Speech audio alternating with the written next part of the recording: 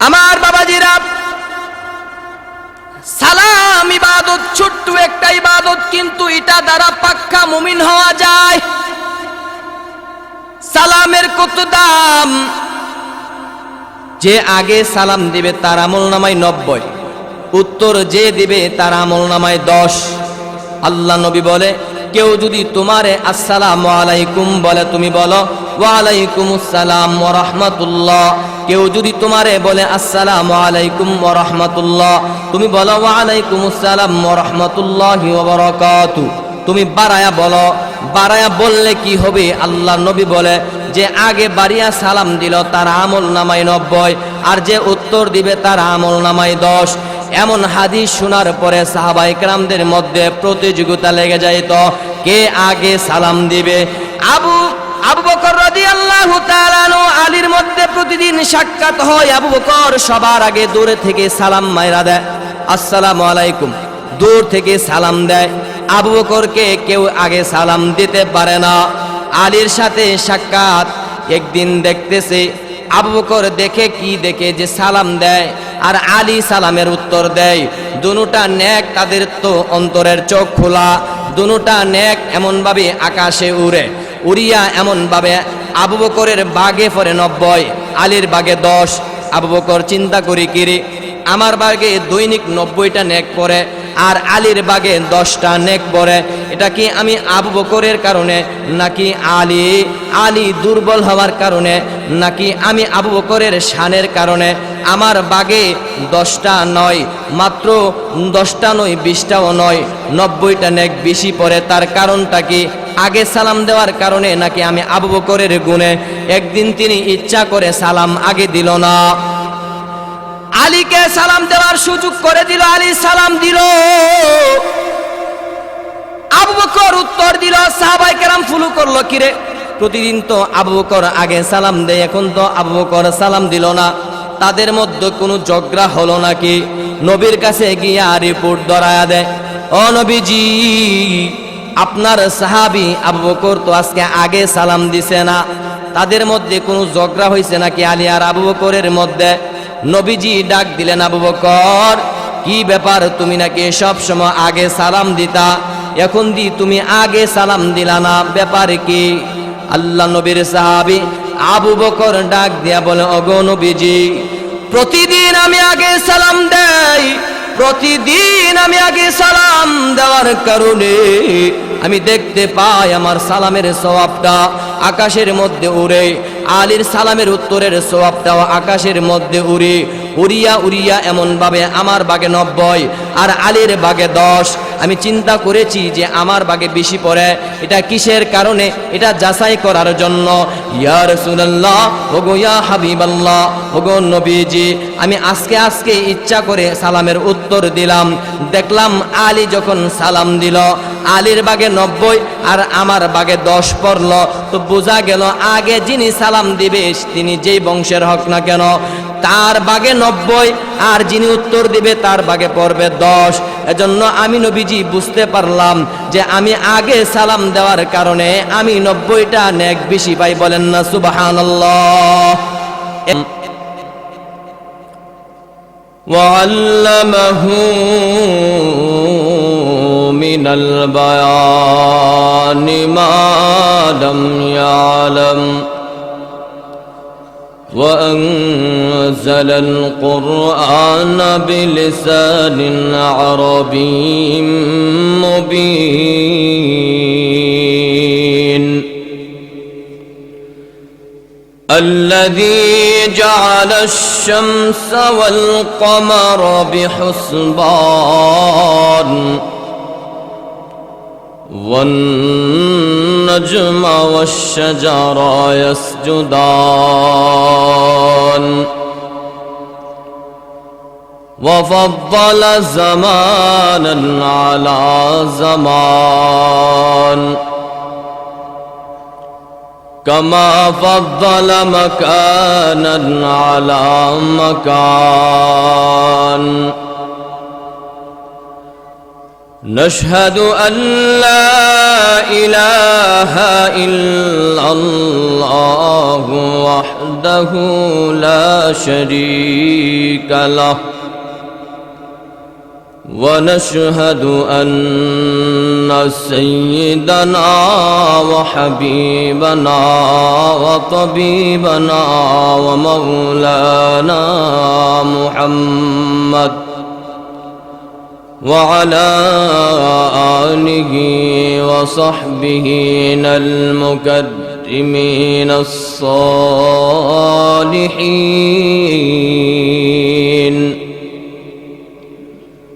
أما بعد فأعوذ بالله من الشيطان الرجيم.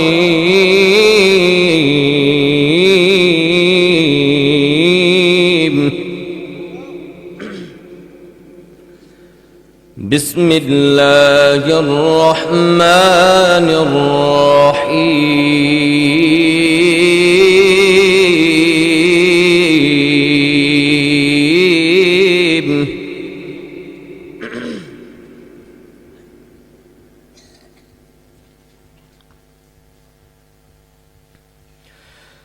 تبارك الذي جعل في السماء بروجا وجعل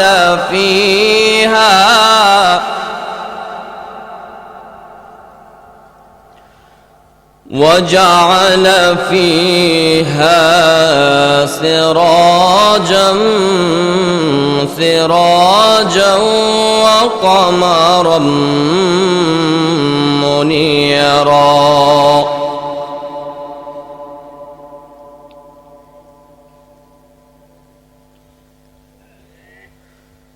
وهو الذي جعل الليل والنهار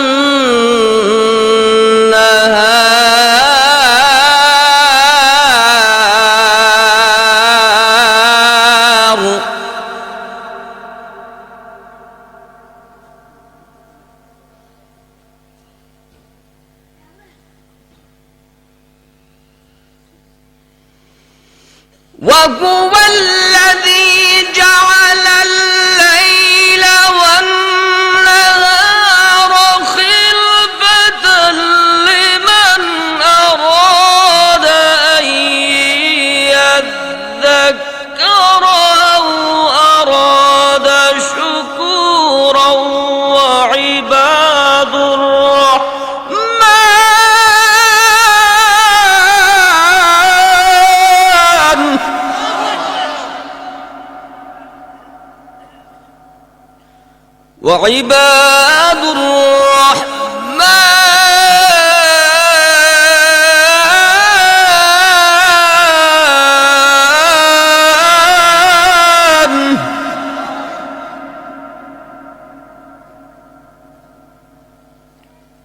وعباد الرحمن الذين يمشون على الأرض هونا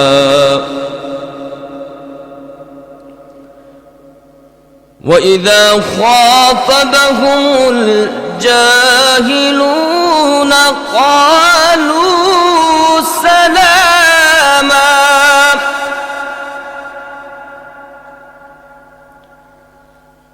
والذين يبيتون لربهم سجدا وقياما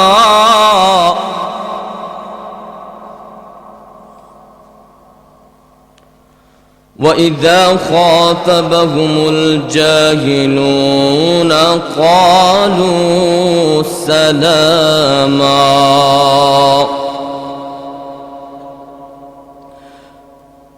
قال النبي صلى الله عليه وسلم: من قرأ حرفا من كتاب الله فله به حسنة والحسنة بعشر أمثالها لا أقول ألف لام ميم حرف بل ألف حرف ولام حرف وميم حرف أو كما قال عليه الصلاة والسلام.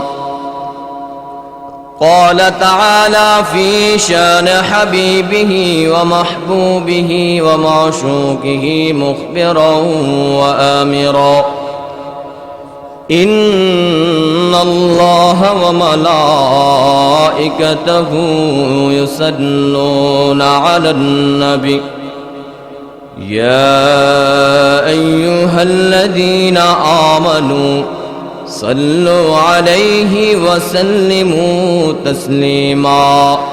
صلى الله على محمد صلى الله عليه وسلم. صلى الله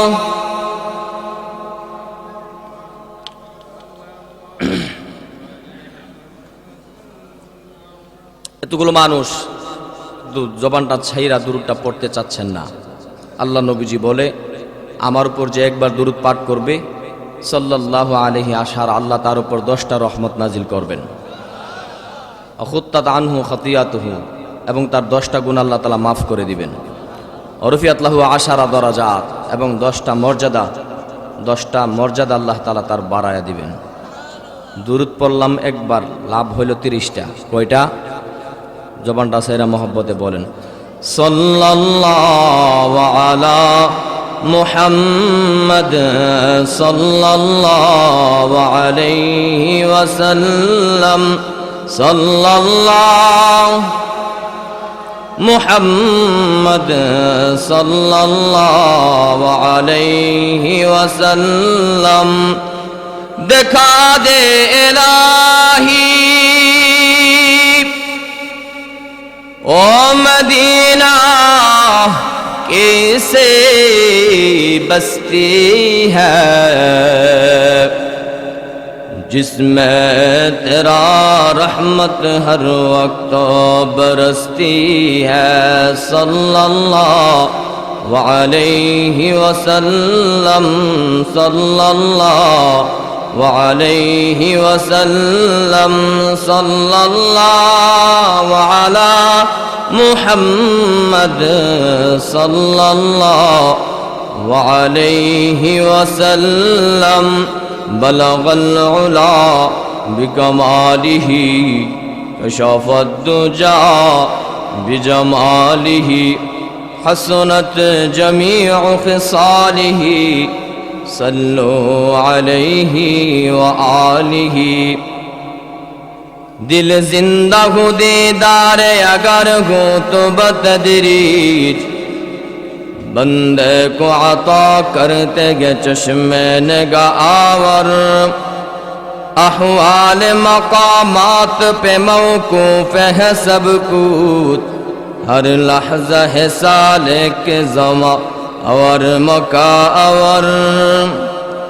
मुहम्मद को मुहब्बत करो भाई दिल में हमेशा, ताकि शोबे मर्दे का मालूम मौत मुस्तफ़ा। ताकि शोबे मर्दे का मालूम मौत मुस्तफ़ा। ऐ खत्म रसूल फ़ख्र उमम शाह मदीना, दिखला दे मुझे मंजर गुलजार मदीना। আলহামদুলিল্লাহ। লুটিয়া দারুল কুরআন হাফিজিয়া মাদ্রাসা ও এতিম খানার উদ্যোগে ওয়াজ ও দোয়ার মাহফিল। আজকের মাহফিলের সম্মানিত সভাপতি উলামায়ে কেরাম, তোলাবায়ে আজিজ, সামনে উপবিষ্ট মুরব্বী বাবারা, যুবক ভাইয়ারা, পর্দার আড়ালের শ্রদ্ধেয়া মা ও বোনেরা, আল্লাহ তাআলার শুকর আদায় করি যে আল্লাহ সুবহানাহু ওয়া তাআলা হাজারো লক্ষ আল্লাহর বান্দা থেকে আমাকে আপনাকে নির্বাচিত করে মহাব্বত করে আল্লাহর জান্নাতি বাগানে, জান্নাতি প্যান্ডেলে আসবার বসবার তৌফিক দান করেছেন। অন্তরের গভীর থেকে বলি আলহামদুলিল্লাহ। আমার বাবাজিরা, নাম আমার ঘোষণার আগে বলেছেন আমরা কিভাবে জিন্দেগি যাপন করব, তাই সেই নাম ঘোষণার যেভাবে করেছেন সেই ঘোষণা অনুযায়ী যেন কিছু কথা বলতে পারি। আয়াত পড়েছি, আল্লাহ তাআলা যেন তৌফিক দান করেন। বলনেওয়ালা শুননেওয়ালা প্রত্যেককে যে কথাগুলা বলবো আল্লাহ তাআলা প্রত্যেককে আমল করার জন্য তৌফিক দান করেন। সকলে বলেন আমিন। আমার বাবাজিরা, আয়াত পড়েছি, আল্লাহ পাক রব্বুল আলামিন রহমানের বিশেষ বান্দা কারা, তাদের কয়েকটা গুণ আমার আল্লাহ তাআলা সূরাতুল ফুরকানের শেষ দিক দিয়ে বলতেছেন। সবাই তো আল্লাহর বান্দা, কাফেরও আল্লাহর বান্দা, ইহুদিও আল্লাহর বান্দা, মুশরিকও আল্লাহর বান্দা, মুসলমানও আল্লাহর বান্দা। আমরা স্বীকার করি আল্লাহর বান্দা, কিন্তু তারা হয়তো স্বীকার করে শিরিকের মাধ্যমে, শরিক করে। খ্রিস্টানও কিন্তু আল্লাহ মানে কিন্তু শরিক করে, ইহুদিরাও আল্লাহ মানে কিন্তু শরিক করে, হিন্দুরাও ভগবান বলে আল্লাহরে ডাকে কিন্তু 33 কোটি দেবতার সাথে শরিক করে। আর মুসলমান আল্লাহরে মানে, এককভাবে মানে। কথা বলেন ঠিক কিনা? লাইসা কামিসলিহি শাইউন, মুসলমান এমনভাবে মানে তার মতো আর কেউ হতে পারে না, তার মতো আর কেউ ইলাহ হতে পারে না। কথা বলেন ঠিক কিনা?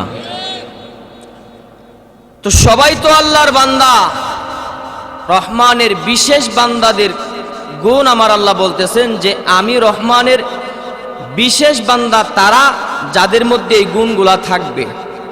আমার আল্লাহ বলতেছেন কোরআনের মধ্যে, রহমানের বিশেষ বান্দা যদি বলতে চাও তোমাদের মধ্যে এই গুণগুলা ফিট করতে হবে।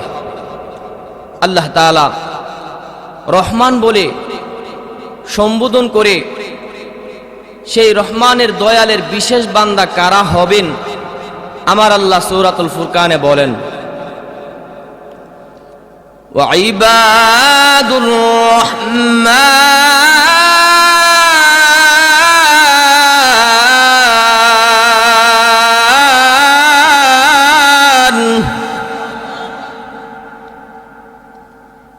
ওয়া ইবাদুর রহমানিল্লাযীনা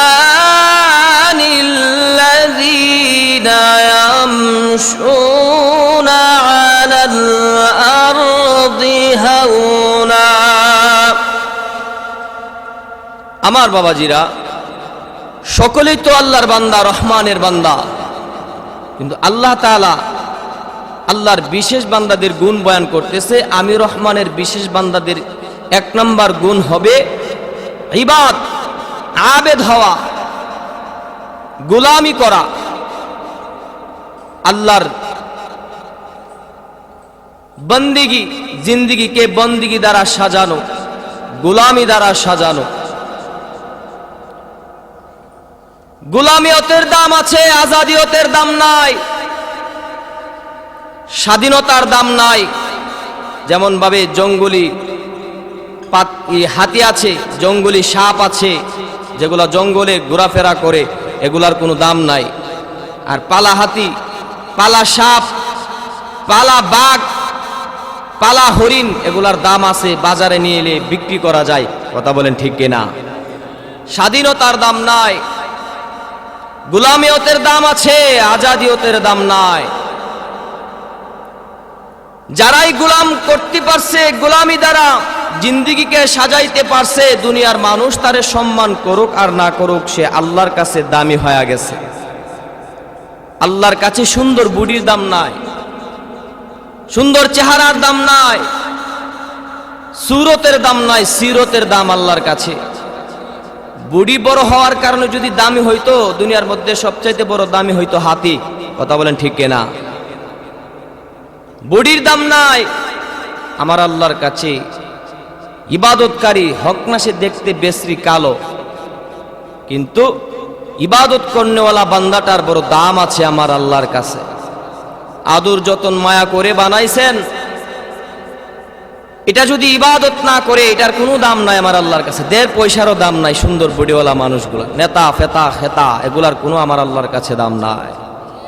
আপনি সুন্দর একটা মোবাইল কিনলেন, দেখতে খুবই সুন্দর, খুবই সুন্দর, কিন্তু এটা ফোন করতে পারেন না। এই গাড়িটা কি আপনি পকেটে নিয়ে নিয়ে ঘুরবেন?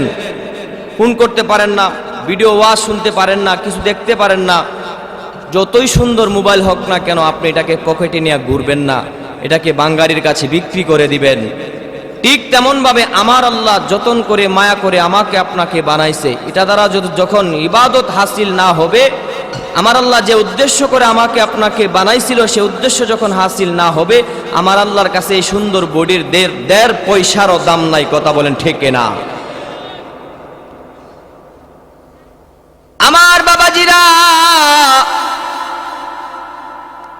গোলামিয়তের দাম আছে, আজাদিয়তের দাম নয়। পালা হাতির দাম আছে, জঙ্গলি হাতির দাম নাই। পালা সাপের দাম আছে, জঙ্গলি সাপের কোনো দাম নাই। পালা টিয়া পাখি এটার দাম আছে, বাজারে নিলে বিক্রি করা যায়। জঙ্গলে টিয়া পাখির তার কোনো দাম নয়। ঠিক তেমন ভাবে যে মানুষটা গরুর মতো স্বাধীনভাবে চলে, নামাজ পড়ে না, রোজাও রাখে না, আল্লাহর হুকুমও মানে না, স্বাধীনভাবে চলাফেরা করে, আল্লাহর গোলামি করে না, ওই বান্দার দাম আমার আল্লাহর কাছে দেড় পয়সারও দাম নয়। যেই বান্দাটা গোলামিয়তের মধ্যে মগ্ন থাকে সেই বান্দার বড় দাম। দুনিয়ার মানুষও যদিও তারে কোনো মূল্যায়ন না করে, দুনিয়ার মানুষও যদি তারে কোনো মূল্যায়ন না করে, কিন্তু যেই বান্দাটা আল্লাহর গোলামি করে, আল্লাহর হুকুম পালন করে, রহমানের বিশেষ বান্দা বনতে পারছে, আমার আল্লাহর কাছে সেই বান্দার বড় দাম আছে। এজন্যই তো বেলালে হাবশি দেখতে বিশ্রী ছিল, কালো ছিল, কিন্তু ইমানের এত পাওয়ার, ইমানের এত দাম। নবীজি জান্নাতের মধ্যে হাঁটে, টক টক করে জুতার পায়ের আওয়াজ আমার নবীর কানে আসে। জিবরাইলকে ডাক দিয়ে বলে, ও জিবরাইল, আমার কানে কার জুতার পায়ের আওয়াজ আসতেছে? বলো গো নবীজি, এটা আপনার সাহাবী, যিনি হাবশি, কালো, দেখতে বিশ্রী, টাকাও নাই, পয়সাও নাই, গোলাম। এমন বেলাল, যেই বেলাল চেহারাও সুন্দর না, কিন্তু বেলালের এত দাম। দুনিয়ার জমিনে হাঁটলে সেই বেলালের জুতার পায়ের আওয়াজ নবীজি আপনি জান্নাতে শুনতে পান। আরেকটু জবানটা ছেড়ে বলেন না সুবহানাল্লাহ। গোলামিয়তের দাম আছে, আজাদিয়তের দাম নয়। যে বান্দাটা আল্লাহর ইবাদত করে, গোলামি করে, মাওলা পাকের বিশেষ বান্দা বনতে পারছে, সেই বান্দার বড় দাম। গোলামিয়তের জন্য আমার আল্লাহ আপনারে আমাকে বানাইছে। গুরুও খাইলো, আমিও খাইলাম, গুরুও ঘুমাইলো, আমিও ঘুমাইলাম। গুরুরও নামাজ নাই, রোজা নাই, তিলাওয়াত নাই, আমারও নামাজ নাই, রোজা নাই, তিলাওয়াত নাই। তো গুরুকে এত আল্লাহ বানাইছে, আমার এত আল্লাহ বানাইছে, আমরা নিজেরে দাবি করি আমরা গুরুর চাইতে দামি। তো গুরুকে আল্লাহ বানাইলেন, যে গুরুর নামাজ নাই, রোজা নাই, তার কোনো কিছু দিনই ফরজের দায়িত্ব নাই, এজন্য গুরুর দাম নাই। বান্দা, তোমারে আমার আল্লাহ এই দায়িত্বগুলা দিয়েছেন, গোলামিয়তের জন্য বানাইছেন। তুমিও তো গুরুর মতো নামাজ পড়ো না, রোজা রাখো না, ইসলামের হুকুমগুলা পালন করো না। গুরুও খায়, তুমিও খাও, গুরুও ঘুমায়, তুমিও ঘুমাও। তাহলে ইবাদত ছাড়া গুরু আর মানুষের মধ্যে কোনো পার্থক্য থাকে না। কথা বলেন ঠিক কিনা? আমার আল্লাহ মানুষকে বড় যতন আর মায়া করে বানাইছেন, গোলামিয়তের জন্য বানাইছেন। স্বাধীনভাবে চলার জন্য বানায় নাই, আদর আর যতন করে বানাইছেন, মায়া কইরা বানাইছেন। এজন্য আমার আল্লাহ মানুষকে সৃষ্টি করেছেন, কত সুন্দর করে সৃষ্টি করেছেন এটা বোঝানোর জন্য আমার আল্লাহ 4টা কসম খেয়ে বলেন, মানুষকে আমার আল্লাহ কত যতন আর মায়া মোহাব্বত করে বানাইছেন গোলামিয়তের জন্য। আমার আল্লাহ মানুষকে যে সুন্দর করে বানাইছেন তার আগে আমার আল্লাহ 4টা কসম খেয়ে বলতেছেন, ওয়াত্তিন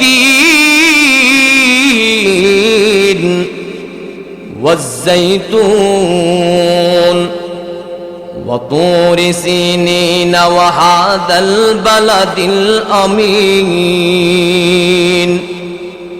আল্লাহ বলেন তিন ফলের কসম। আমার আল্লাহ তো কোনো কিছু বলতে চাইলে কোরআনে এমনি বললে এটা তো খুব গুরুত্বপূর্ণ হয়ে যায়, কিন্তু আরো গুরুত্ব বোঝানোর জন্য আমার আল্লাহ কসম খান। কোনো একটা বস্তুকে গুরুত্ব দিয়া বোঝানোর জন্য আমার আল্লাহ কসম খান। আমার আল্লাহ 3 ফলের কসম খান। 3 ফল এটা এমন একটা ফল কালিজিরার মতো, শিফা উলি কুল্লি দাইল্লাসাম, যেটা মৃত্যু ব্যতীত সমস্ত রোগের শিফা। 3 ফলের কসম। ওয়াজ্জাইতুন, জাইতুনের কসম। জাইতুনের তেল যদি আপনার গায়ে ব্যথা লাগে, আপনি যখন জাইতুনের তেল মাথায় এমন ভাবে গায়ের মধ্যে লাগায়া দিবেন, আপনার গায়ের ব্যথা গোলার সাথে সাথে ভালো হয়ে যায়। জাইতুনের কসম। 3 ফলের কসম। ওয়াতুরি সিনিন, 3 নম্বর কসম তোরে সাইনার কসম, তোর পাহাড়ের কসম। যেই পাহাড়ে মুসা নবীজি আল্লাহর সাথে কথা বলার জন্য চলে যাইতেন, পবিত্র পাহাড়, যে পাহাড়ে মুসা নবীজি জুতা নিয়ে উঠতে চায়, আল্লাহ বলে ফাখলানা আলাইকা ইয়া মুসা, ও মুসা রে, এটা পবিত্র জায়গা, এর মধ্যে তুমি জুতা নিয়ে উঠবা না, জুতাটা খুইলা উঠো। ওই তোরে সাইনা, তোর পাহাড়ের কসম। 4 নম্বর কসম, ওয়াহাদাল বালাদিল আমিন।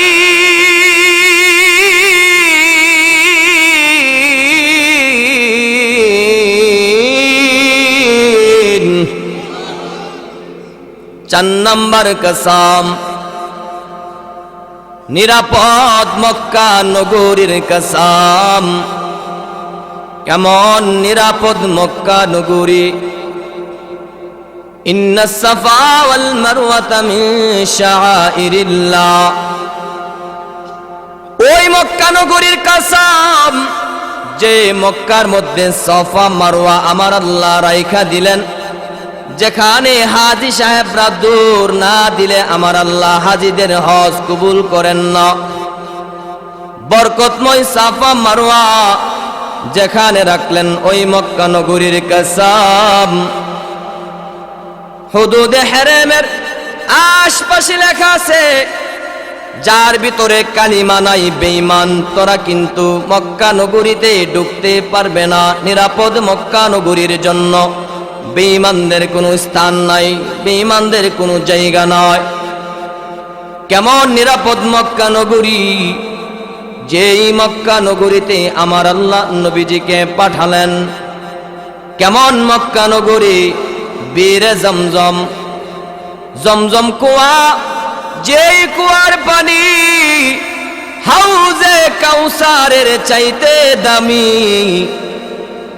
ওই বীরে জমজম রাখলেন মক্কায়, ওই মক্কা নগরীর কসম। মাকামে ইব্রাহিম, যেখানে হাজি সাহেবরা দোয়া করলে আমার আল্লাহ দোয়াকে কবুল করেন, ওই নিরাপদ মক্কা নগরীর কসম। কেমন নিরাপদ মক্কা নগরী?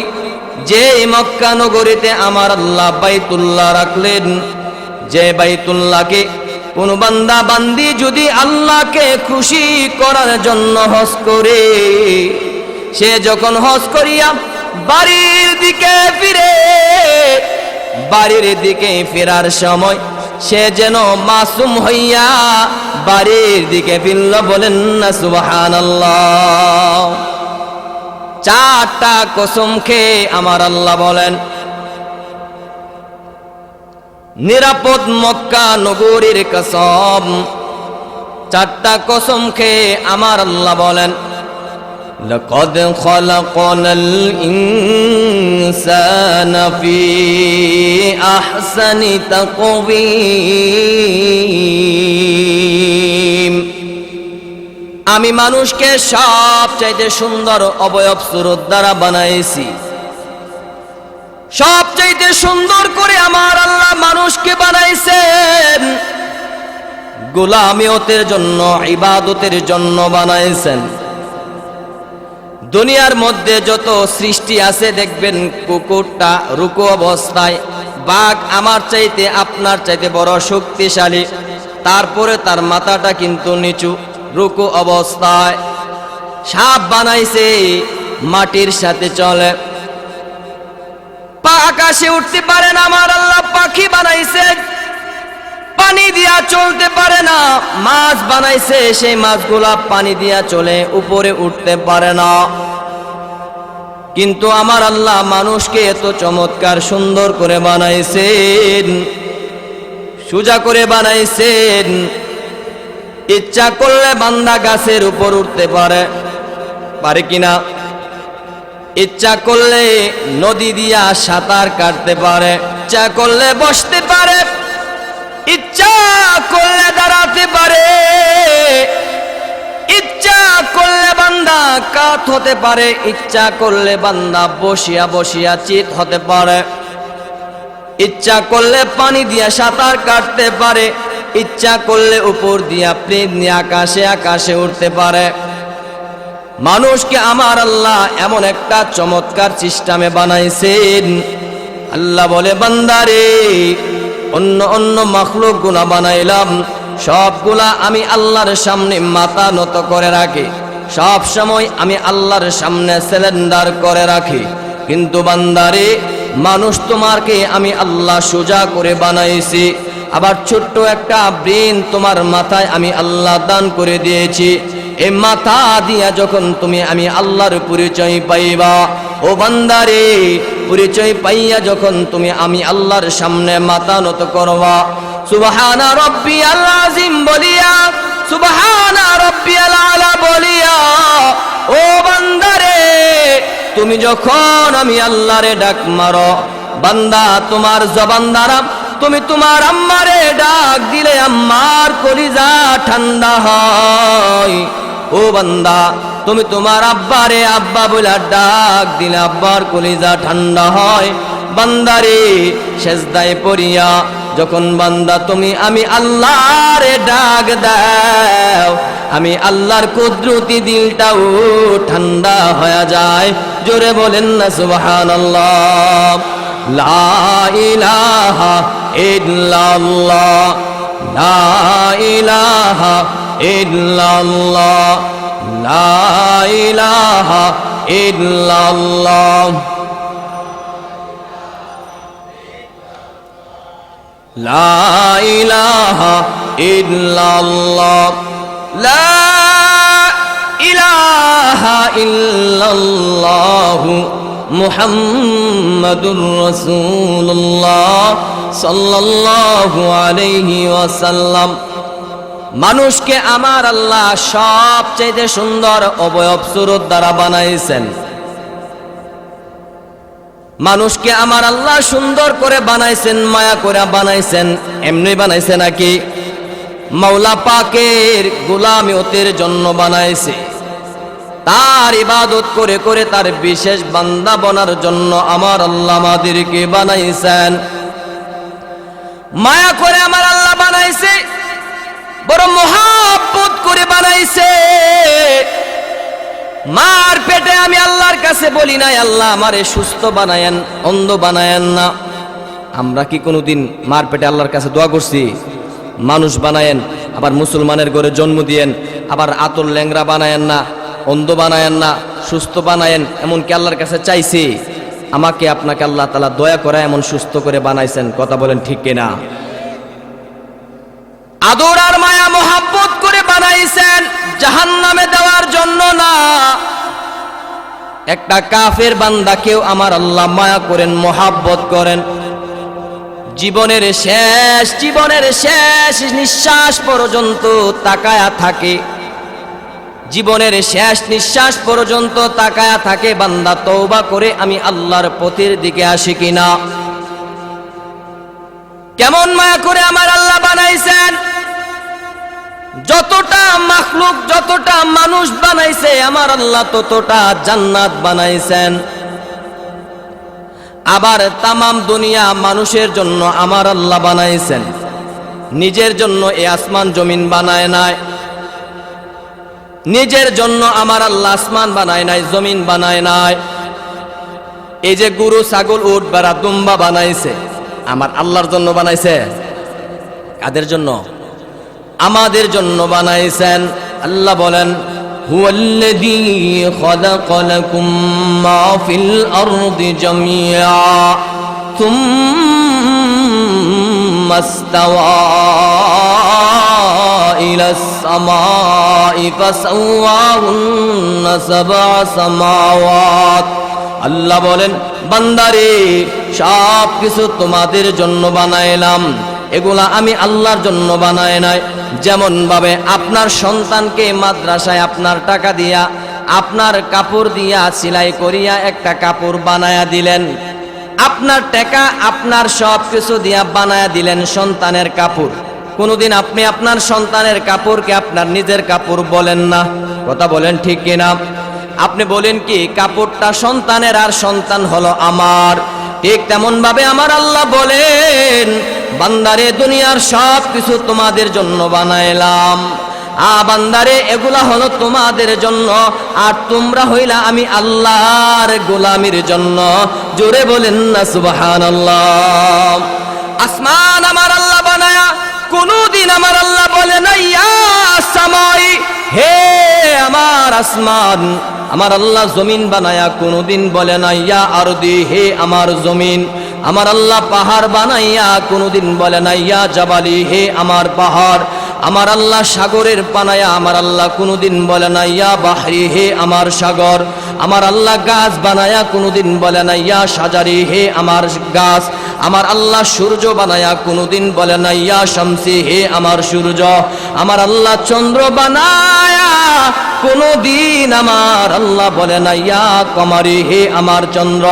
আমার আল্লাহ তারকারাজি বানায়া কোনদিন বলে না ইয়া কাউকাবি, হে আমার তারকারাজি। এগুলা সব কিছু আমার আল্লাহ বানাইছেন, কিন্তু কোনদিন এগুলা বলে নাই এটা আমার, ওইটা আমার। কিন্তু মানুষকে বানায়া আমার আল্লাহ বলেন ইয়া ইবাদি, হে আমার বান্দা।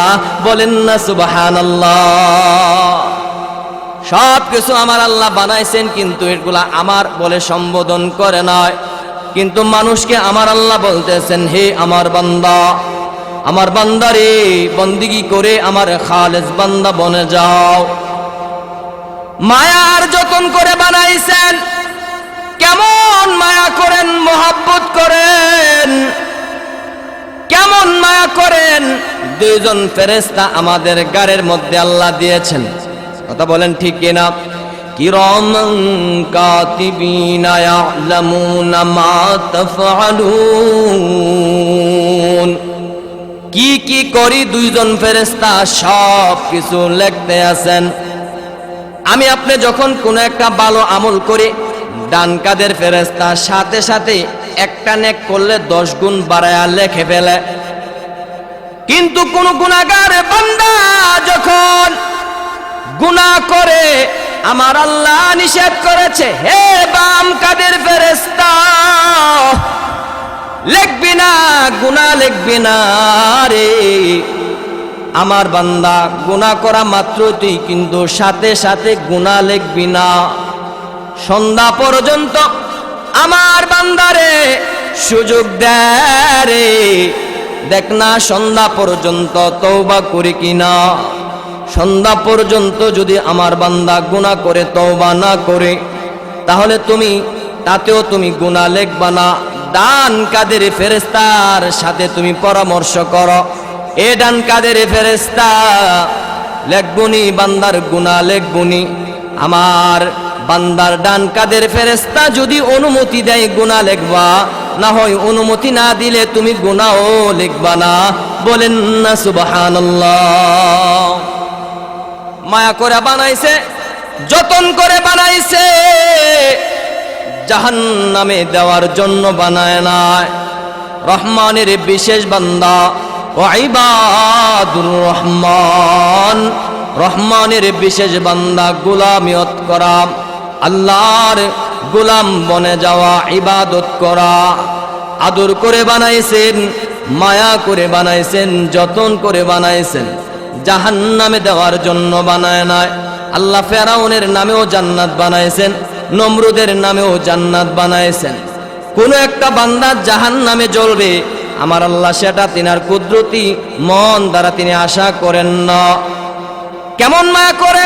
আমি আপনি তো মনে করি গুনাহ করেছি, তওবা আল্লাহ কবুল করবে না। না না, আমার আল্লাহ, আপনার গুনাহ যদি পাহাড় সম পরিমাণ হয়ে যায়, আমার আল্লাহ বলে বান্দারে তোর গুনার চাইতে আমি আল্লাহর রহমান, আমি আল্লাহর রহমত তোর পাপের চাইতে আরো বড়। বলেন না সুবহানাল্লাহ। নূহ নবীজি ৯৫০ বৎসর দাওয়াত করলেন। দাওয়াত করার পরে বেঈমানেরা নূহ নবীজির কথা মানে না।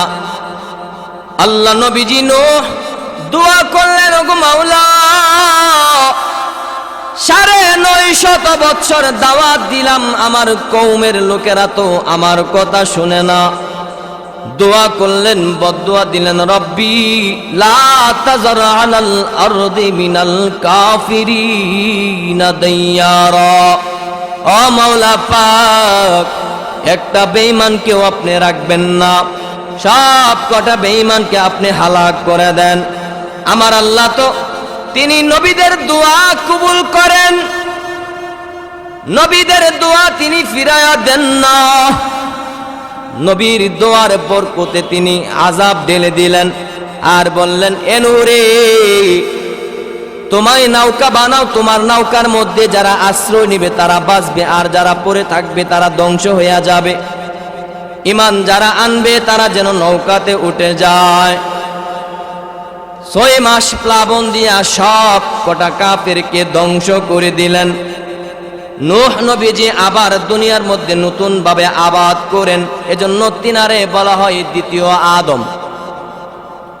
নূহ আলাইহিস সালামের মাধ্যমে আবার দুনিয়া আবাদ হতে যায়। আল্লাহ তাআলা নূহ নবীর আদেশ করে, নূরে তুমি মাটি দিয়া কতগুলা পাতিল বানাও। নূহ নবীজি পাতিল বানালেন, শুকাও, তিনি রৌদ্র দিয়া শুকালেন। কিছুদিন পরে আমার আল্লাহ ডাক দেয়া বলে, নূহ রে, যে তুমি পাতিলগুলা বানাইলা এগুলারে আবার তোমার লাঠি দ্বারা ভেঙ্গে ফেল। নূহ নবীজির মনটা খুব খারাপ হয়ে গেল। ও মাওলা, নিজ হাতে বানাইলাম, নিজ হাতে ভাঙবো, মায়া লাগতেছে। আল্লাহ বলে, নূহ রে, নিজ হাতে বানাইছো, নিজ হাতে ভাঙবা, এজন্য মায়া লাগে। হ্যাঁ মাওলা, মায়া লাগে। নিজ হাতে কেন বললেন বানানোর জন্য, আবার কেনই বা বললেন ভাঙ্গার জন্য? মালিক বুঝতেছি না। ও নূরে, এগুলার ভিতরে কি তুমি রূহ দান করেছিলা? না। ধরার জন্য হাত দিয়েছিলা? না মাওলানা। ও নূরে, দেখার জন্য কি চোখ দিয়েছিলা? না মাওলা পাক, দেখার জন্য চোখ দেয় না। নূরে, চলার জন্য কি পা দিয়েছিলা? বলে না। মস্তিষ্ক দিয়েছিলা? না আল্লাহ। নাক দিয়েছিলা ঘ্রাণ নেওয়ার? বলে না মাওলা না। জবান দিয়েছিলা কথা বলার? ও মাওলা না। ও নূরে, কিছুই তো দেও না, কিছুই তো তুমি দেও না। তারপরে নিজ হাতে বানাইয়া নিজ হাতে ভাঙতেছো, এজন্য তোমার মায়া লাগতেছে। ও নূরে, তুমি যে দোয়া করলা বেঈমান কাফেরদেরকে ধ্বংস করে দিতাম, এ বান্দাগুলারে তো আমি বানাইছিলাম, আমি তো তাদের ভিতরে রূহ দান করেছিলাম, আমি তো তাদেরকে দেখার জন্য চোখ দিয়েছিলাম, ও নূহ রে আমি তো তাদেরকে ধরার জন্য হাতও দিয়েছিলাম, নাক দিয়েছিলাম, পা দিয়েছিলাম, সবই তো তাদেরকে দান করলাম, এত মায়া করে বানাইলাম। ও নূহ রে তুমি দোয়া করেছো, তোমার দোয়ার বদলে আমি তাদেরকে ধ্বংস করে দিয়েছি, আমি আল্লাহর কি মায়া লাগে না রে নূহ? আমি তো একটা বেঈমানের জবানের দিকে তাকায়া থাকি, জীবনের শেষ প্রান্তে যদি আসিয়া তওবা করিয়া আমারে রহমান বইলা ডাক দিয়া, আমারে রহিম বইলা ডাক দিয়া, বান্দা যখন তওবা করে আমি আল্লাহর রহমান নামের ভিতরে ঢুইকা যায়, আমি আল্লাহর গাফফার নামের খাতিরে ওই বান্দার তওবা কবুল করে আমি তার নামটাও জান্নাতীদের লিস্টির মধ্যে উঠায়া দেই। বলেন না সুবহানাল্লাহ। मैं सूरत यूसुफ को नहीं चाहने वाला,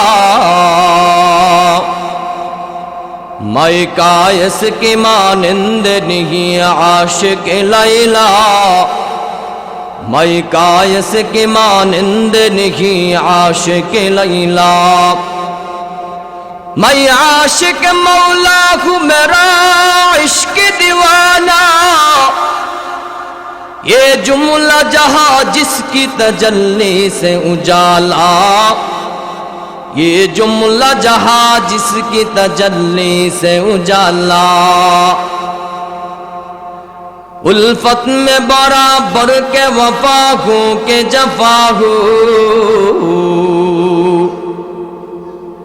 उल्फत में बराबर के वफा हूँ के जफा हूँ, हर चीज में लज्जत है अगर दिल में मजा हो, हर चीज में लज्जत है अगर दिल में मजा हो, दुनिया में हूँ दुनिया का तलबगार नहीं हो, बाजार से गुजर हूँ खरीदार नहीं हूँ।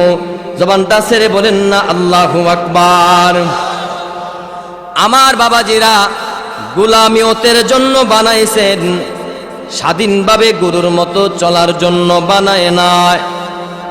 গোলামিয়তের দাম আছে, আজাদিয়তের দাম নাই। সুন্দর বডির আমার আল্লাহর কাছে কোনো দাম নাই। সম্মানী বড় মুফতি, বড় আলেম, বড় নেতা তাদের কোনো দাম নাই। সমাজে তার অনেক দাম, কিন্তু গোলামিয়তের মধ্যে তার কোনো মনোযোগ নাই। আল্লাহ বলে বান্দারে, দুনিয়ার মানুষ তোমারে সম্মান করতে পারে, কিন্তু গোলামিয়ত ছাড়া আমি আল্লাহর কাছে তোমার মতো নেতারদের পয়সারও দাম নাই। কথা বলেন ঠিক কিনা?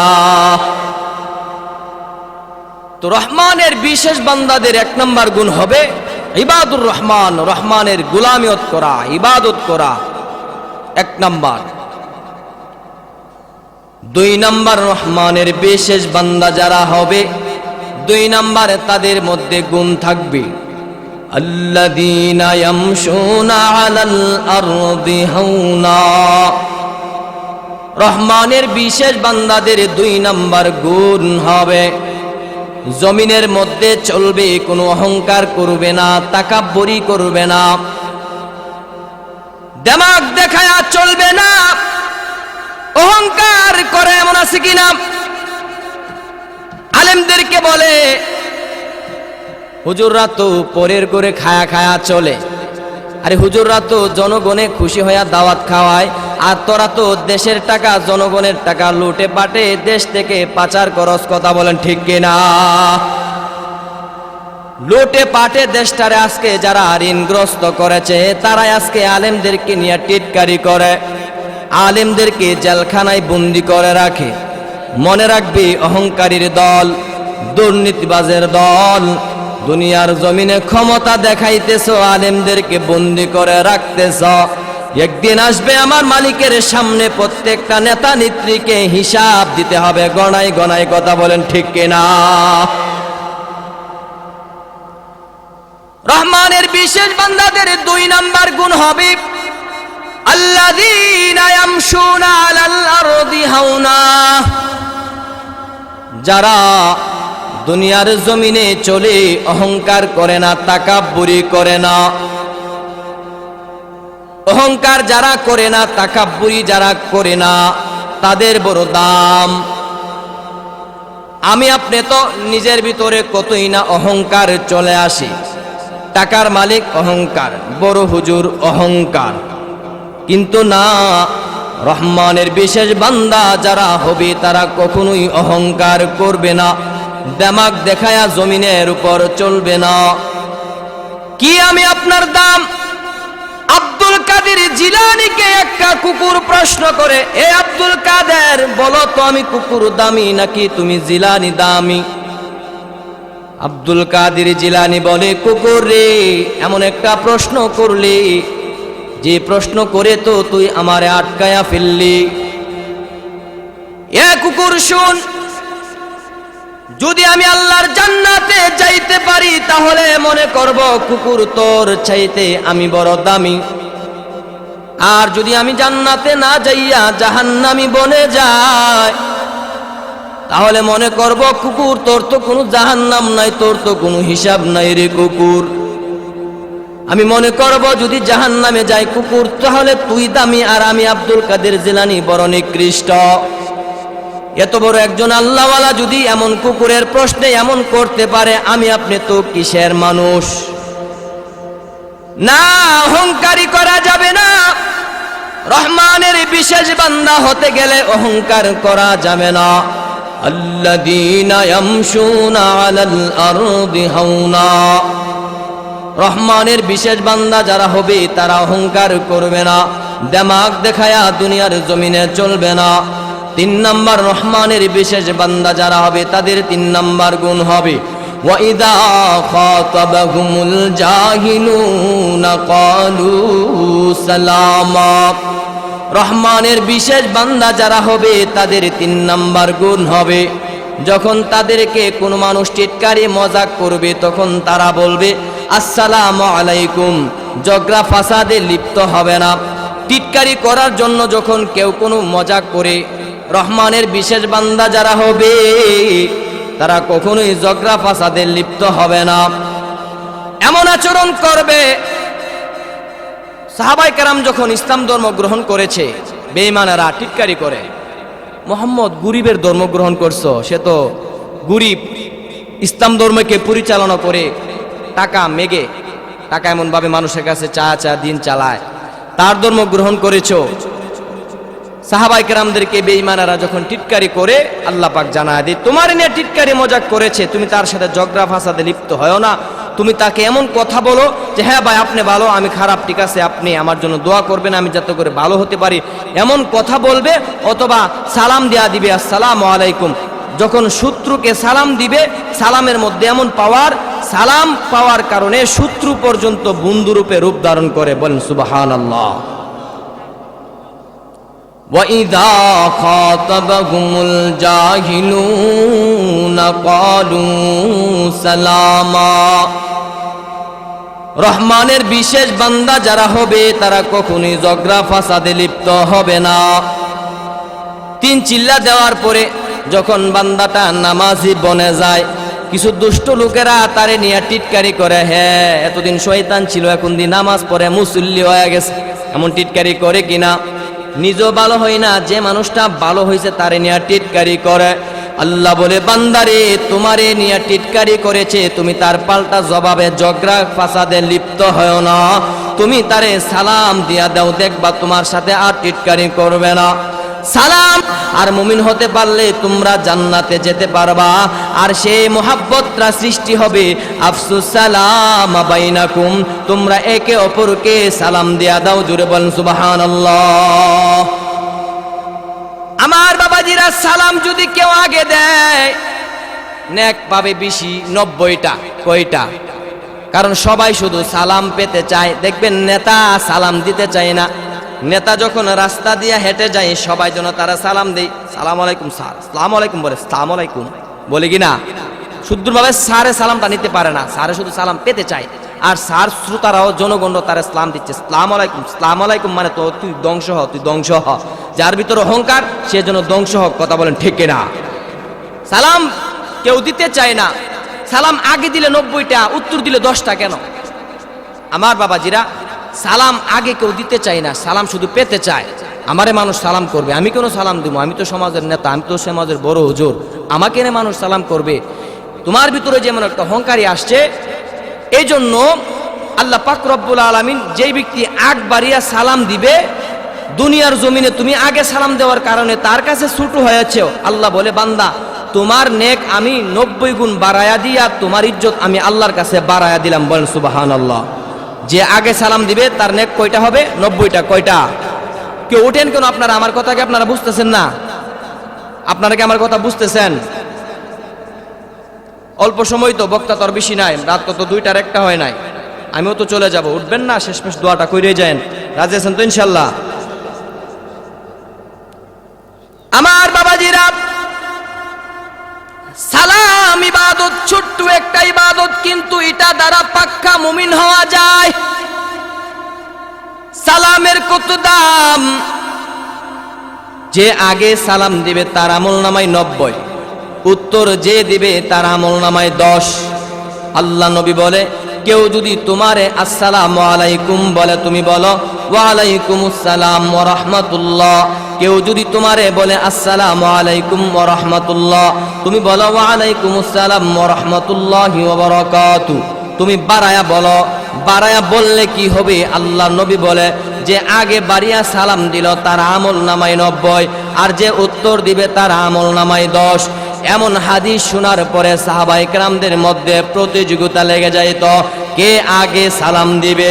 আবু বকর রাদিয়াল্লাহু তাআলা আনহু আলীর মধ্যে প্রতিদিন সাক্ষাৎ হয়। আবু বকর সবার আগে দূরে থেকে সালাম মাইরা দেয়, আসসালামু আলাইকুম, দূর থেকে সালাম দেয়। আবু বকরকে কেউ আগে সালাম দিতে পারে না। আলীর সাথে সাক্ষাৎ, একদিন দেখতেছে আবু বকর দেখে যে সালাম দেয় আর আলী সালামের উত্তর দেয়। দুটা নেক, তাদের তো অন্তরের চোখ খোলা, দুটা নেক এমন ভাবে আকাশে উড়িয়া এমন ভাবে আবু বকরের বাগে পড়ে 90, আলীর বাগে 10। আবু বকর চিন্তা করি, কিরে আমার বাগে দৈনিক 90টা নেক পড়ে আর আলীর বাগে 10টা নেক পড়ে, এটা কি আমি আবু বকরের কারণে, নাকি আলী দুর্বল হওয়ার কারণে, নাকি আমি আবু বকরের শানের কারণে? আমার বাগে 10টা নয়, মাত্র 10টা নয়, 20টাও নয়, 90টা নেক বেশি পড়ে। তার কারণটা কি? আগে সালাম দেওয়ার কারণে, নাকি আমি আবু বকরের গুণে? একদিন তিনি ইচ্ছা করে সালাম আগে দিল না, আলীকে সালাম দেওয়ার সুযোগ করে দিল। আলী সালাম দিল, আবু বকর উত্তর দিল। সাহাবায়ে কেরাম ফুলু করলো, কিরে প্রতিদিন তো আবু বকর আগে সালাম দেয়, এখন তো আবু বকর সালাম দিল না, তাদের মধ্যে কোনো ঝগড়া হলো নাকি? নবীর কাছে গিয়া রিপোর্ট ধরায়া দেয়, ও নবীজি, আপনার সাহাবী আবু বকর তো আজকে আগে সালাম দিছে না, তাদের মধ্যে কোনো ঝগড়া হয়েছে নাকি আলী আর আবু বকরের মধ্যে?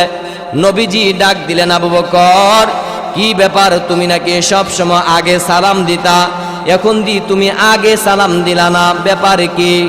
আল্লাহ নবীর সাহাবী আবু বকর ডাক দিয়া বলে, ওগো নবীজি, প্রতিদিন আমি আগে সালাম দেই, প্রতিদিন আমি আগে সালাম দেওয়ার কারণে আমি দেখতে পাই আমার সালামের সওয়াবটা আকাশের মধ্যে উড়ে, আলীর সালামের উত্তরের সওয়াবটাও আকাশের মধ্যে উড়িয়া এমন ভাবে আমার বাগে 90 আর আলীর বাগে 10। আমি চিন্তা করেছি যে আমার বাগে বেশি পড়ে, এটা কিসের কারণে? এটা যাচাই করার জন্য। ইয়া রাসূলুল্লাহ, ওগো ইয়া হাবিবাল্লাহ, ওগো নবীজি, আমি আজকে ইচ্ছা করে সালামের উত্তর দিলাম, দেখলাম আলী যখন সালাম দিল আলীর বাগে 90 আর আমার বাগে 10 পড়ল, তো বোঝা গেল আগে যিনি সালাম দিবে তিনি যেই বংশের হোক না কেন তার বাগে 90 আর যিনি উত্তর দিবে তার বাগে পড়বে 10। এজন্য আমি নবীজি বুঝতে পারলাম যে আমি আগে সালাম দেওয়ার কারণে আমি 90টা নেক বেশি পাই। বলেন না সুবহানাল্লাহ? একে অপরকে সালাম দিতে রাজি আছেন তো ইনশাআল্লাহ? কারা কারা রাজি আছেন আল্লাহকে হাতটা দেখান। নারে তাকবীর, নারে তাকবীর, আল কোরআনের আলো, আল হাদিসের আলো, নারে তাকবীর। আমার বাবাজিরা, আল্লাহ পাক রব্বুল আলামিন বলেন, ওয়া ইযা খাতাবাহুমুল জাহিলুনা ক্বালু সালামা। রহমানের বিশেষ বান্দা যারা হবে তারা একে অপরকে সালাম দিবেন তো ইনশাআল্লাহ। রহমানের বিশেষ বান্দার 4 নাম্বার গুণ, والذين يبيتون لربهم سجدا وقياما। রহমানের বিশেষ বান্দা যারা হবে, আল্লাহ বলেন রহমান, আমি রহমানের বিশেষ বান্দা। দুনিয়ার জমিনে তো সবাই আল্লাহর বান্দা, কিন্তু আল্লাহ বলে আমি আল্লাহর পার্সোনাল বান্দা যারা হবে, ভিআইপি বান্দা যারা হবে, আমি আল্লাহর বিশেষ বান্দা যারা হবে, আর রাত্রি যাপন করবে কিয়ামা, রাত্রি যাপন করবে ইবাদত করতে করতে, নামাজ পড়তে পড়তে, নামাজ পড়তে পড়তে যে বান্দা তাহাজ্জুদ পড়ে রাত্রি যাপন করবে, তারা হলো আমি আল্লাহর রহমানের বিশেষ বান্দা। আমার বাবাজিরা, কথা সংক্ষেপ, আল্লাহ তাআলা বলতেছেন রহমানের বিশেষ বান্দা যারা হবে তারা রাতের বেলা নামাজ পড়বে, আমি আল্লাহর ইবাদতে মগ্ন থাকবে। এজন্যই তো আদম রহমাতুল্লাহি আলাই রাত্রি যাপনকে কত মূল্যায়ন করেছে।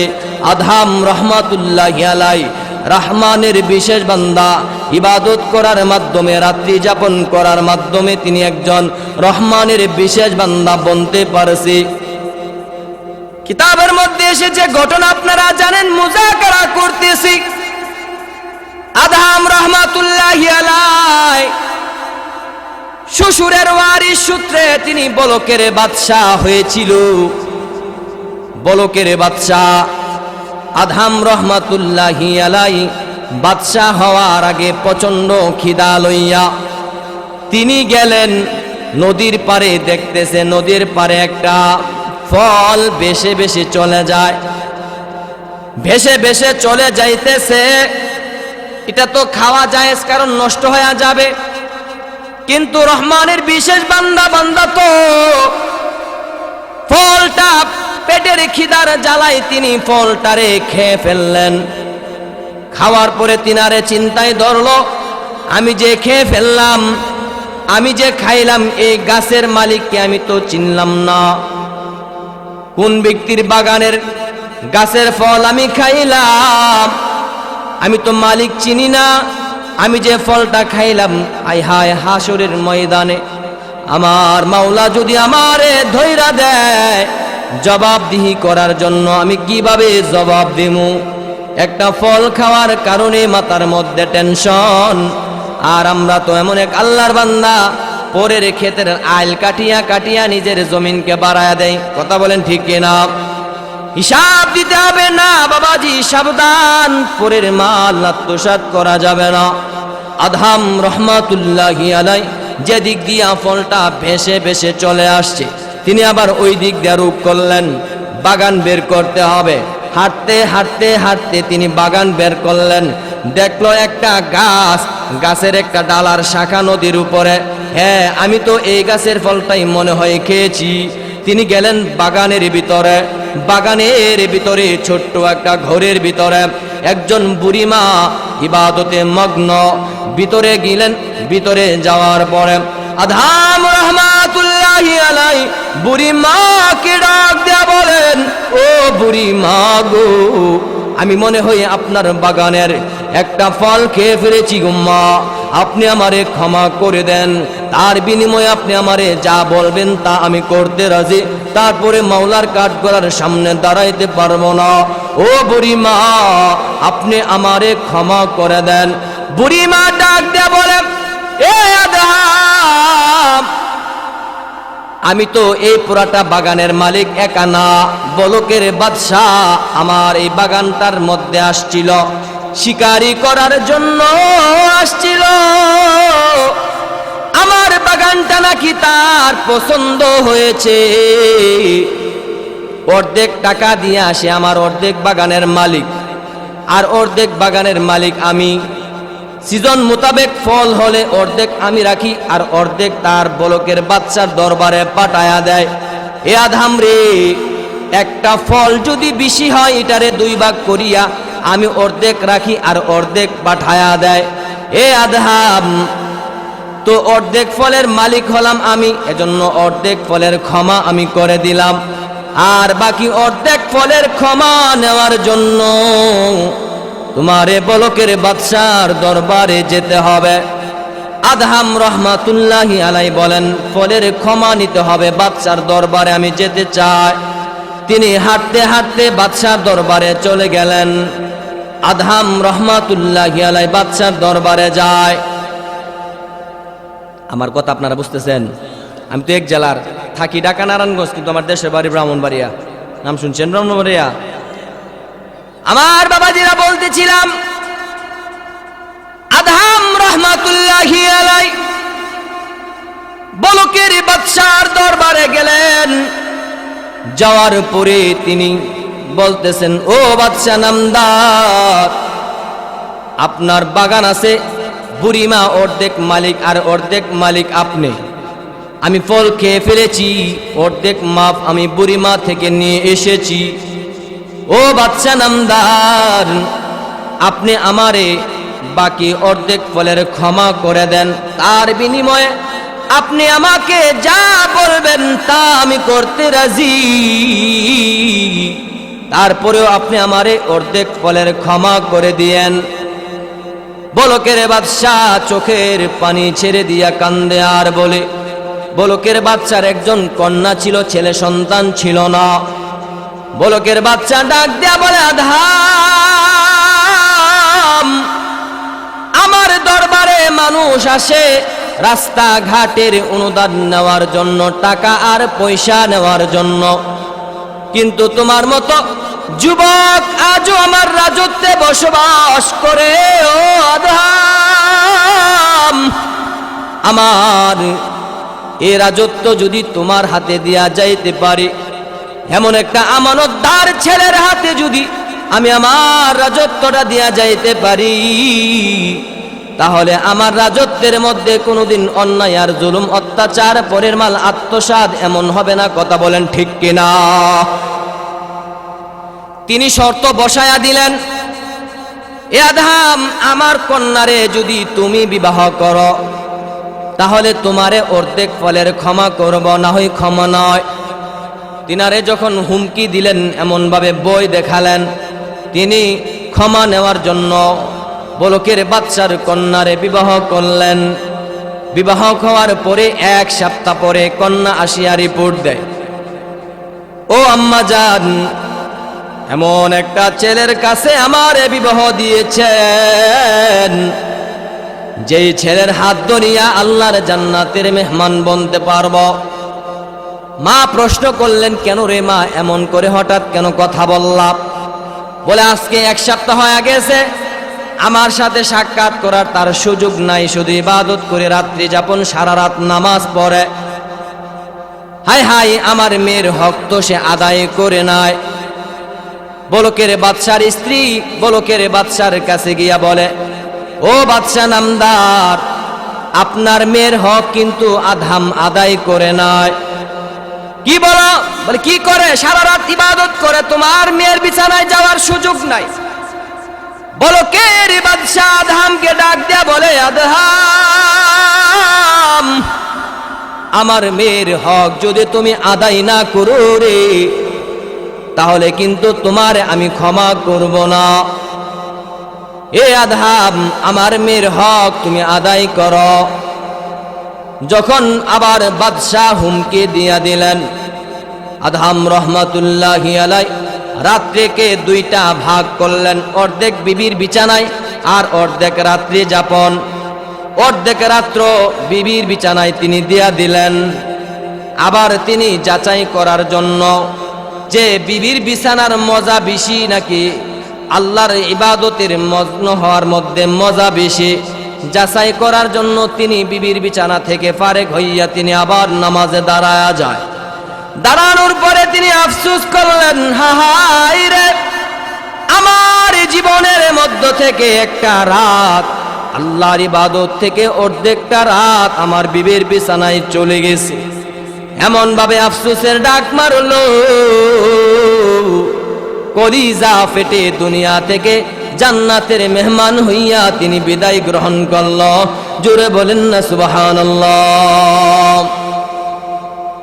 والذين يبيتون لربهم سجدا وقياما, রহমানের বিশেষ বান্দা যারা হবে তারা রাত্রি যাপন করবে ইবাদত করার মাধ্যমে। অর্ধেক বিছানায়, অর্ধেকটা রাত্র যে বিবির বিছানায় কাটায় দিয়েছিল, ওই পেটে তার একটা বাচ্চা গেছিল, ইব্রাহিম তার নাম। নানার ওয়ারিস সূত্রে ইব্রাহিম ইবনে আদহাম তিনি বলকের বাদশা পরবর্তীতে হয়ে যায়। বাদশাহী পাইয়া তিনি যখন ইবাদত না করিয়া বাদশাহীর মধ্যে মগ্ন, ইব্রাহিম ইবনে আদহামের কাছে আমার আল্লাহ একজন মুসাফির অবস্থা ফেরেশতাকে মুসাফির বানাইয়া ইব্রাহিম ইবনে আদহামের কাছে পাঠালেন। ইব্রাহিম ইবনে আদহামের কাছে আসিয়া ওই ফেরেশতা মানুষের রূপ ধারণ করিয়া মুসাফির হইয়া এমন ভাবে ইব্রাহিম ইবনে আদহামকে প্রশ্ন করে, ওরে ইব্রাহিম ইবনে আদহাম, তোমার বাবা জানুনি এমন একজন বাবা অর্ধেকটা রাত ইবাদত করতে পারে না, এজন্য তোমার বাবা আফসোসের ডাক দিয়া তোমার আব্বা চলে গেছিল। আজকে তুমি ইবাদত ছাড়িয়া তুমি রাজার বাদশাহীর মধ্যে মগ্ন হয়ে থাকলা। তোমার বাবা থাকতে পারছিনি বলে না, তোমার নানা কি থাকতে পারছে বলে না, তুমি কি থাকতে পারবা বলে না, তো কি করবা? এভাবে রাজত্ব চাইরা মৌলার গোলামের মধ্যে মগ্ন হয়ে যাও। এমন ভাবে তার দিলের মধ্যে ধাক্কা লাগলো।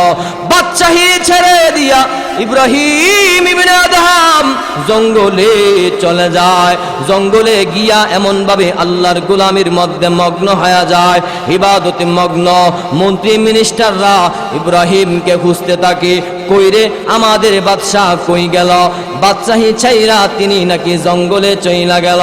তিনার খোঁজ খবর নেওয়ার জন্য জঙ্গলের মধ্যে মন্ত্রী মিনিস্টাররা যায়। খুঁজতে খুঁজতে দেখতেছে বাদশাহী চাইরা ইব্রাহিম ইবনে আদহাম নদীর পাশে বসিয়া এমন ভাবে নিজের গায়ের জামা যেটা ছিঁড়া গেছিল এটারে সেলাই করতেছে। মন্ত্রীরা ডাক দিয়া বলে, ও বাদশা নামদার, কি ব্যাপার? রাজত্ব ছাড়িয়া আপনি ছিঁড়া জামা গায়ের মধ্যে দিয়া রাখছেন, আপনি কি পাগল হয়ে গেলেন নাকি? ইব্রাহিম ইবনে আদহাম ডাক দেয়া বলে, মন্ত্রীর দল, আমি পাগল হয়েছি, মাওলা পাকের পাগল হয়েছি। মাওলার পাগল হওয়ার কারণে, মাওলার ইবাদত করার কারণে, এতদিন তো আমি ছিলাম শুধু মানুষের বাদশা ছিলাম, শুধু আমি মানুষেরকে রাজত্ব করতাম।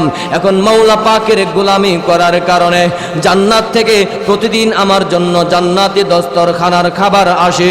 শুধু তাই নয়, নদীর মাছ আমার কথা শুনে, বাঘ ভাল্লুক আমার কথা শুনে। এ মন্ত্রী মিনিস্টারের দল, দেখবানি আমার কথা কেমন ভাবে নদীর মাছ পর্যন্ত শুনে। বলে বাচ্চা দেখতে যায়। তিনার হাতের মধ্যে যে সুইটা ছিল তিনি নদীর মধ্যে পালায়া দিলেন। এবার ডাক দেয়া বলে, ও নদীর মাছ, তোমরা আল্লাহর হুকুমে আমার সুইটা নিয়ে আসো। তিনি আদেশ করতে দেরি হলেন। হাজার হাজার মাছ এমন ভাবে সোনার সুই নিয়া, স্বর্ণের সুই নিয়া প্রত্যেকের মুখের মধ্যে লাগায়া তিনার সামনে চলে আসলেন। তিনি বলে, স্বর্ণের সুই আমার দরকার নয়, আমি যে সুইটাকে নদীর মধ্যে পালাইছিলাম ওই সুইটা কোথায়? এমন ভাবে একটা মাছ আগায় আসলো, তিনার সুইটা তিনি হাতে নিল। মন্ত্রী মিনিস্টাররা আশ্চর্য হয়ে গেল। এবার ইব্রাহিম ইবনে আদহাম ডাক দিয়া বলে, এ মন্ত্রীর দল, দেখছনি মাওলার গোলামি করার কারণে এবার নদীর মাছ পর্যন্ত আমার কথা শুনে। মন্ত্রী মিনিস্টাররা ডাক দিয়া বলে, ইব্রাহিম, আমরা এই মন্ত্রী মিনিস্টার হতে চাই না, আমরা বড়কের বাচ্চাই রাজত্ব পালন করতে চাই না। তুমি যে মাওলার পাগল হয়েছ, তুমি যে মাওলার গোলাম বনেছ, সেই মাওলার গোলাম আমাদেরকে বানায়া দাও। লা ইলাহা ইল্লাল্লাহ, লা ইলাহা ইল্লাল্লাহ, লা ইলাহা ইল্লাল্লাহু মুহাম্মাদুর রাসূলুল্লাহ সাল্লাল্লাহু আলাইহি ওয়াসাল্লাম।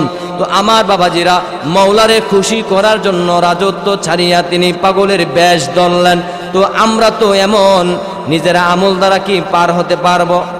না না, মনে হয় না যে নিজের আমল দিয়া পার হতে পারবো। কিন্তু জানেননি, আল্লাহর নবী বলে, কোনো একটা বান্দা, কোনো একটা কোরআন পড়নেওয়ালা যাদের কোনো গুনাহ নাই, আল্লাহ বলে, বান্দারে তামাম দুনিয়ার মধ্যে আমার নাফরমানি চলে, কিন্তু আমি দেখার পরেও আযাব গজব দিয়া ধ্বংস করি না। কেন জানুনি? শেষ রাত্রে যখন মাসুম বাচ্চারা আমার কোরআন ঠান্ডা পানি দিয়া উযু করিয়া, আমার মাসুম বান্দারা যখন আমার কোরআনকে তিলাওয়াত করতে শুরু করে দেয়, তখন হাজার পাপ হলেও যখন মাসুম বান্দাদের কোরআন তেলাওয়াতের দিকে তাকায়, আমি আল্লাহর কুদরতি দিলের মধ্যে জমিনের প্রতি মায়া চলে আসে। বলেন না সুবহানাল্লাহ। মাসুম বাচ্চারা কোরআন পড়বে, রব্বে কাবার কসম করে বলতে পারি, এখান থেকে যদি একটা আল্লাহর বান্দা আল্লাহর দরবারে কবুল হয়ে যায়, ও আমার বাবাজিরা, এর মাধ্যমে হতে পারে আমার আপনার জীবন পরকালে নাজাতের উসিলা বনে যাইতে পারে। নিজের ইবাদত দ্বারা জান্নাতে যেতে পারবো কি? মালিকের কাছে সেদিন তো হয়তো আটকায়া যেতে পারে। কিন্তু এখানে মাসুম বাচ্চারা পড়াশোনা করবে, এখানে যারা জান দিয়া, মাল দিয়া, টাকা দিয়া, পয়সা দিয়া সহযোগিতা করবে, জান্নাতের মধ্যে যখন জান্নাতীরা চলে যাবে, হাফেজে কোরআন চলে যাবে, আল্লাহ পাক ওই দান করনেওয়ালাকে পরিচয় করায়া দিবে। দান করনেওয়ালা বলবে, এ হাফেজ সাহেব কই যাইতেছ? বলে, জান্নাতে। আমারে নিয়ে যাও। বলে, কেন? বলে, তুমি যে মাদ্রাসায় পড়েছিলে আমি সেই মাদ্রাসায় দান করেছিলাম, আর দান করার কারণে তুমি পড়ার মতো তোমার সুযোগ হয়েছে, এজন্য তুমি আমার টাকার দানের মাধ্যমে মাদ্রাসায় পড়াশোনা করে আজকে তুমি জান্নাতি, আমাদেরকে ছাড়া তোমরা যাইবা না। এভাবে ওই হাফেজ কোরআন তার ওই দান করনেওয়ালা বান্দাকে সাথে নিয়ে আল্লাহর জান্নাতে ডলে যাবে। বলেন না সুবহানাল্লাহ। এমন একজন আছেন, বলেন, আমি মুসাফির অবস্থা আপনাদের জন্য দোয়া করবো। বলে, হুজুর 5,000 টাকা আমি এখন সকলের সামনে দান করব। 5,000 টাকা বলেন তো, একটা লোক বলেন তো, হুজুর আমি মাদ্রাসার মধ্যে 5,000 টাকা দান করবো, মাদ্রাসার অনেক কিছু প্রয়োজন, আমি দেখলাম উজুখানা, প্রস্রাবখানা এগুলা চলে না। মেহমান, আল্লাহুম্মা তাকাব্বাল সালাতানা ওয়া সিয়ামানা ওয়া কিয়ামানা ওয়া রুকুআনা ওয়া সুজুদানা ওয়া তিলাওয়াতিনা ওয়া জামিউ আমালিনা ইয়া রাব্বাল আলামিন। আয় রব্বে করিম, মুসাফির অবস্থায় আমি গুনাহগার সাদা দাড়িওয়ালা মুরব্বী বাবাদেরকে সাথে নিয়া, আল্লাহ হাফেজে কোরআন মাসুম বাচ্চাদেরকে সাথে নিয়া, আলেম উলামাদেরকে সাথে নিয়া, পর্দার আড়ালের মা বোনদেরকে সাথে নিয়া আপনার শাহী দরবারে হাত বাড়াইলাম। আল্লাহ দয়া করে, মায়া করে আমাদের জিন্দেগির সব গুনাহ খাতা তুমি মাফ করে দাও। ও কাবার মালিক, আমাদেরকে ছাড়িয়া যারা অন্ধকার কবরের বাসিন্দা বনে গেছে, ও মাওলা, জানি না কে কোন হালতে আছে। আল্লাহ, পৃথিবীর এক প্রান্তের খবর আরেক প্রান্ত থেকে মোবাইলের মাধ্যমে সাথে সাথে নেওয়া যায়, কিন্তু বাড়ির কাছে কবরের নিচে 3.5 হাত মাটির নিচে আল্লাহ কে কোন হালতে আছে আল্লাহ তুমি ছাড়া কেহই জানে না রে আল্লাহ। ও মাওলা পাক, প্রত্যেকটা কবরকে আপনি জান্নাতের টুকরা বানায়া দাও। আল্লাহ তুমি যদি আযাব দাও, আল্লাহ তোমার তো কোনো লাভ নাই। তুমি যদি মাফ করে দাও, তোমার তো কোনো লস নাই রে মাওলা। তোমার এতে কেউ জিজ্ঞাসা করবে না কেন আল্লাহ মাফ করে দিয়েছেন গো আল্লাহ। ও মাওলা পাক, জিন্দেগি তো খেলায় খেলায় তামাশায় করে কাটায়া দিলাম, না করলাম বন্দেগি, না করলাম তোমার ইবাদত। আয় আল্লাহ, তোমার বিশেষ বান্দা বনার জন্য আলোচনা করলাম। আল্লাহ আমাদের সবাইকে আমল করার তৌফিক দান করে দিয়েন আল্লাহ। মিছে মিছে কাটাইলাম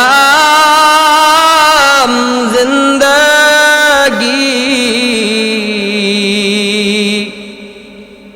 না করিলাম কোনো বন্দেগি। আদর করিয়া মানুষ আল্লাহ বাহানায়া,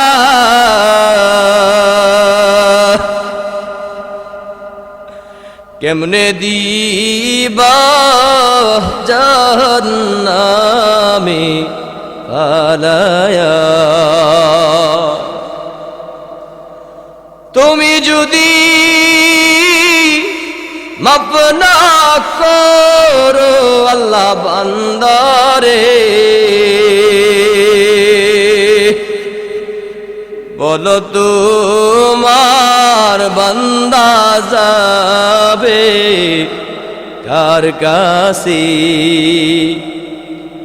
ও মাওলা, নিশি রাতে তোমার বান্দাদেরকে নিয়ে হাত বাড়াইলাম। আল্লাহ তুমি আমাদের হাতকে ফিরাইয়া দিও না রে আল্লাহ। তুমি ছাড়া আমাদের ইলা নাই আল্লাহ, তুমি ছাড়া আমাদের তো কোনো রব নাই। আয় আল্লাহ, আজকের এই মাহফিলকে যারা সময় দিয়া, শ্রম দিয়া, টাকা দিয়া, পয়সা দিয়া সফল করেছে আল্লাহ, প্রত্যেকে তুমি মাফ করে দিও আল্লাহ। তাদের জানে মালে বরকত দান করে দিও আল্লাহ। যারা দান সদকা করেছে আল্লাহ, তাদের দানকে তুমি কবুল আর মঞ্জুর করে নিও আল্লাহ। মা বোনরা দান করেছে আল্লাহ, তাদেরকে তুমি আয় আল্লাহ নবী কন্যা ফাতেমার মতো তাদেরকে তুমি কবুল করে নিও আল্লাহ। আয় রব্বে কারীম, মাদ্রাসার যত হাজত আছে আল্লাহ আপনার গায়বী খাজানা থেকে পূর্ণ করে দিও আল্লাহ। এখানে যারা হাত বাড়াইছে জানি না কার মা নাই, কার বাবা নাই আল্লাহ, প্রত্যেকের মা বাবার কবরকে আপনি জান্নাতের টুকরা বানায়া দিও আল্লাহ। আয় আল্লাহ, আজকের রাত্র বড় ফজিলতের রাত আল্লাহ, বৃহস্পতিবার রাত আল্লাহ, আজকের রাতকে ওসিলা করে আমাদের মুনাজাতকে তুমি কবুল আর মঞ্জুর করে নিও আল্লাহ। অনেকে দোয়া চাইছে, চাইতে পারে না আল্লাহ, প্রত্যেকের দিলের জায়েজ মাকসাদ, দিলের তামান্নাগুলো তুমি আল্লাহ পূরণ করে দিও আল্লাহ। ও মাওলা পাক, তোমার নবীরে কত বেঈমান দেখিয়া পাথর মারছে আল্লাহ, উম্মত হইয়াও আজও সেই নবীর রওজা দেখতে পারলাম না আল্লাহ। যারা দেখছে তাদেরকে বেশি বেশি দেখার সুযোগ করে দিয়েন। আর আমার মতো হতভাগা কপাল পোড়া যারা আছে আল্লাহ, জীবনে একবার হলেও মক্কা মদিনা জিয়ারত করার তৌফিক দান করে দিয়েন আল্লাহ। রাস্তাঘাটে অ্যাক্সিডেন্ট দিয়া মাইরেন না, প্যারালাইসিস দিয়া মাইরেন না, ক্যান্সার দিয়া মাইরেন না আল্লাহ। যেদিন হায়াত শেষ হয়ে যাবে আল্লাহ, সেদিন আমাদের জবানে জারি করে দিয়েন লা ইলাহা ইল্লাল্লাহু মুহাম্মাদুর রাসূলুল্লাহ।